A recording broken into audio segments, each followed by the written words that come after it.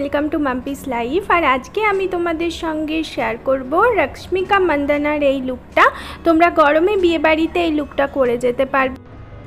বন্ধুরা, আমার এই মেকআপ ভিডিওটা তাদের জন্যই যারা একদমই মেকআপ করতে পারো না। আমি প্রথমে সিরাম অ্যাপ্লাই করলাম, যাদের সিরাম নেই তারা টোনার কিংবা গোলাপ জল প্রথমে অ্যাপ্লাই করবে।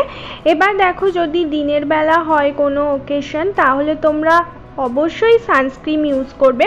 আমি তার আগে বেবি লিপ ইউজ করছি আমার ঠোঁটে, এটা ল্যাকমির, এটা ঠোঁটকে ময়শ্চারাইজ রাখবে।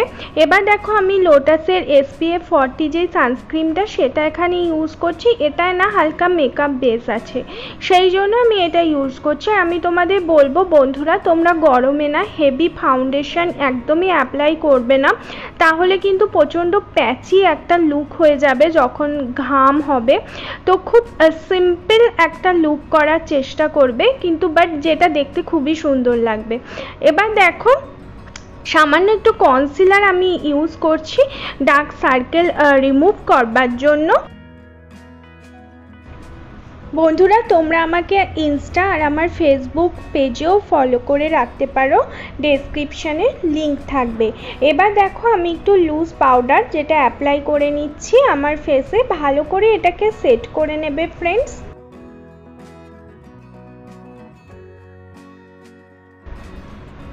লুজ পাউডারটা না ফেসের সাথে সাথে তোমরা গলাতেও একটু অ্যাপ্লাই করে নেবে। এবার চলো আমি আইব্রোটা একটু করে নিই, খুব হালকা করে আমি করব, সেই জন্য আমি কাজল পেন্সিলই এখানে ইউজ করছি। দেখো, হালকা করে আমি ড্র করে নিচ্ছি। আমার খুব ন্যাচারাল শেডের আইব্রোই পছন্দ। রশ্মিকার আইব্রোটা একটু ডার্ক ছিল, তোমরা যদি পিকচারটা দেখো বুঝতে পারবে, সেই জন্য আমি লুকটা ওর সিমিলার করার জন্য আমি আমার আইব্রোটা একটু ডার্ক করে নিচ্ছি।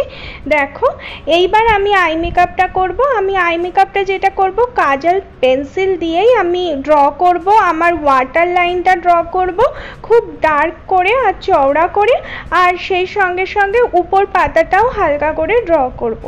দেখো, এভাবে আমি ড্র করে নিচ্ছি। এবার না আমাদের একটা আই ল্যাশেস লাগাতে হবে।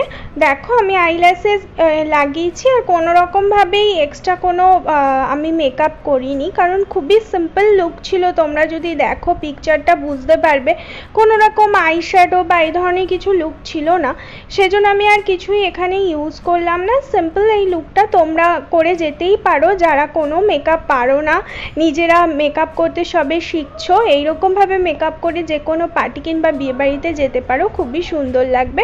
তো সবাই সুস্থ থেকো বন্ধুরা, নেক্সট ভিডিওতে আবার তোমাদের সাথে দেখা হবে। সবাই সাবস্ক্রাইব করে দিও আর কমেন্ট করে জানিও কেমন লাগলো।